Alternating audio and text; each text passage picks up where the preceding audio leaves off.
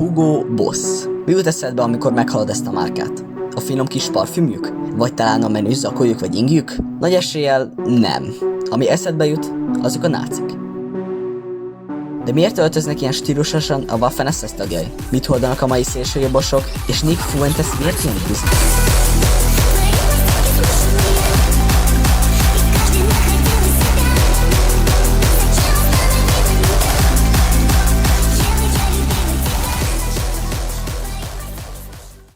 A videó elején már volt, de most megint ki szeretném jelenteni, ez a videó csak is oktató célokból jött létre, nem értek egyet és nem akarok népszerűsíteni a videóban látott ideológiákat. Na, most, hogy ezzel megvagyunk, vágjunk bele!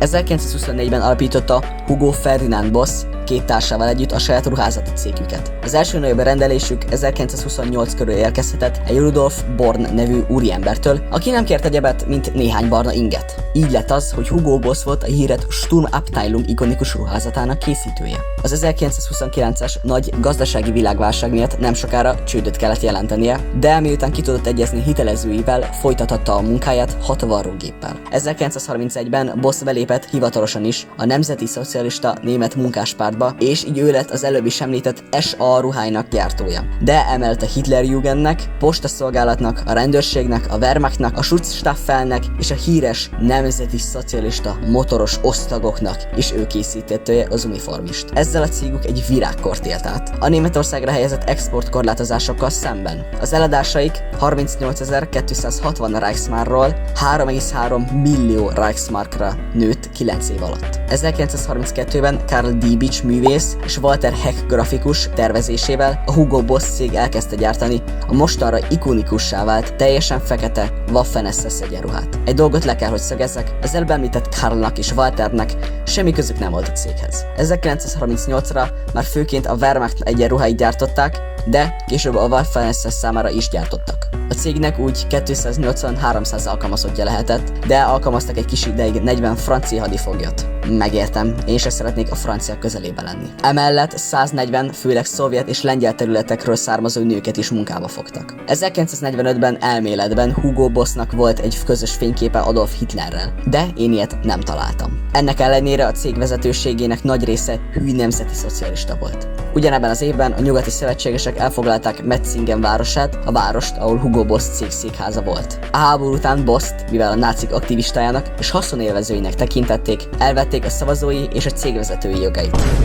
És egy 100 000 Reichsmarkos pénzbüntetést is kapott, amit később 25 000-re levittek. A háború után még mindig egyenruhákat gyártottak, csak most a délnyugat-Németországot megszálló franciáknak és a Vöröskeresztnek. Ezután semmi érdekes nem gyártott a Hugo Boss. Szóval mehetünk a következő időszakra. 1, 2, 3, 4, I don't like you!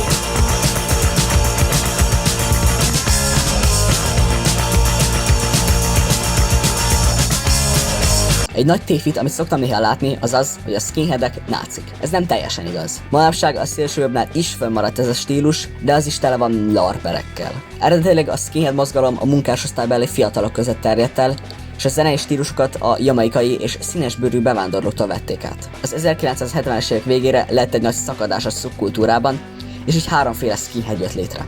A szélsőbalos, a középutas, azok, akiket nem érdekelt a politika, szalabozik, és a szélsőjobbos. Én most persze az utóbbit fogom jobban kielemezni. Ahogy előbb is mondtam, a többségük munkásosztályból származó fiatalok voltak, így nagyrészt farmernadrágot, aminek néha fölhajtották a szárát, bakancsot, inget és hosentrógert hordtak. Ekkor még nem volt specifikus márkák, amiket hordtak, azok csak később jöttek, mint például a Martens bakancsok, amik lehettek acélbetétesek is. De manapság egy meg nem nevezett incidens miatt néhányan abba hagyták ennek a márkának a hordását. Kabátoknál a Harrington márka volt, és egyéb pilóta jackik. Még kiemelkedőbb márka volt a Fred Perry és a Ben Sherman. Később már elkezdtek militarista ruhákat is hordani, és mondhatnám, hogy ekkor elkezdődtek a problémák, de akkor hazudnék. Az 1960-as évek végére már felfigyeltek az emberek a skinhead mozgalomra, mivel elkezdtek Dél-Ázsiából származó bevándorlókat támadni. És ebben nem csak a fehérek, hanem a feketék is részt vettek. 1967-ben alakult meg a National Front nevezetű brit és neofasiszta párt. Egy évvel később a British Movement is létrejött, ami pedig már nyíltan neonáci volt. 1976-ban elkezdődött a Rock Against Fascism mozgalom, ami rockzene volt, a fasizmus ellen. Erre még ugyanabban az évben jött is a reakció, a Rock Against Communism formájában. Ezt a kommunista ellenes mozgalmat Ian Stewart Donaldson indította, aki a Screwdriver punk együttest is alapította. Ők megérdemelnének egy külön videót is, és szerintem ez az egész skinhead mozgalom megérdemel egy külön videót, de ez nem arról szól, szóval azt majd máskor. 1987-ben pedig egy nagyon fontos dolog történt. Ian Stewart megint alapított valamit. You can't keep getting away with it! A Blood and Honor-t, ami egy kulcsfontosságú szerepet játszott a neonáci zenék és eszme terjesztésében. Az 1980-as évekre már Nyugat-Európában, Kanadában és Amerikában is jelentek meg szélső jobboldali skinheadek. Emlékszem, amikor azt mondtam, hogy militarista ruhákat kezdtek el hordani ezek a huligányok. Nos, valahol jó okuk volt ilyen ruhát hordani.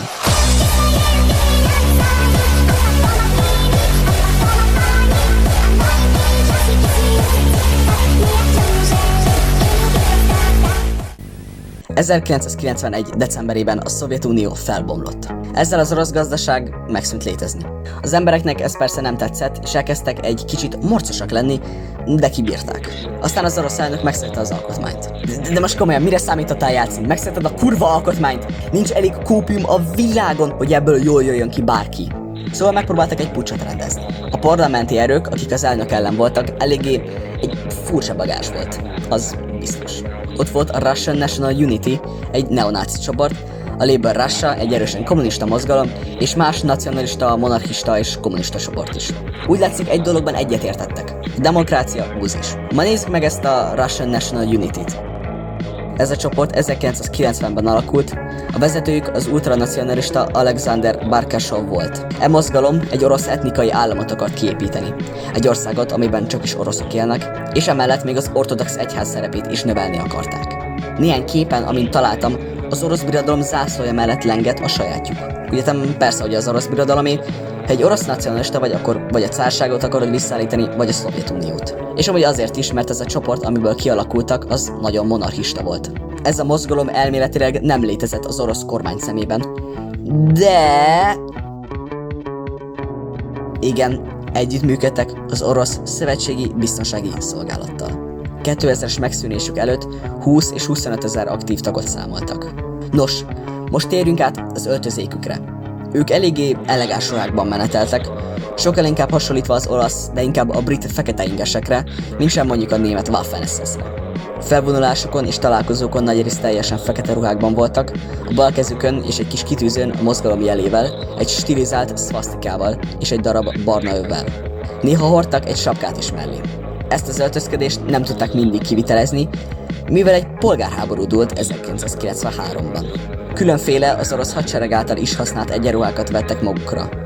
Volt a VSR 93, ami 1991-ben lett szolgálatba állítva olyan egységeknél, mint a jó hírű VDV, azaz az orosz ejtőernyősök. Nekem úgy néz ki, hogy a TTS-KO mintát is használták, amit még a GRU speciális osztagok is alkalmaztak. Még azt is megvárném kockáztatni, hogy az 1998-ban bevezetett Flora is szolgálatban volt ezeknél a sajnálom, nemzeti szocialistáknál.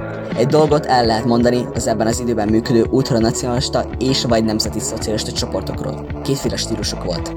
Vagy egy inkább skinheadre hajazó stílus, vagy pedig a brit fasiszták uniójára hasonlítottak. Militáns külső, egyszerű ruházat, de néha lecserélték az inget egy katonai egyenruhára és az zászlót egy kalasnyikovra.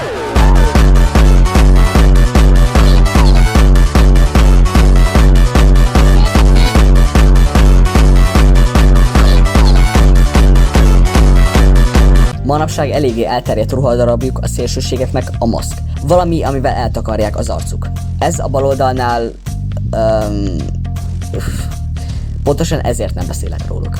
A jobb oldalnál pedig ezek a koponyás maszkok, az úgynevezett siege maszkok. De mi ez a siege? A siege egy könyv, amit az egyik leghíresebb amerikai neonáci írt. Nem más, mint James Mason, a hírhedt Atomwaffen Division ideológusa és hű tagja.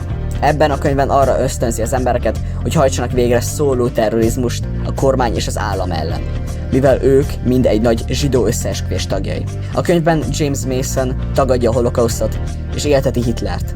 A köztudatban ez a mű akkor lett igazán ismert, amikor a 2010-es években az Iron March nevű online csoport újra kiadta és elérhetővé tette mindenkinek.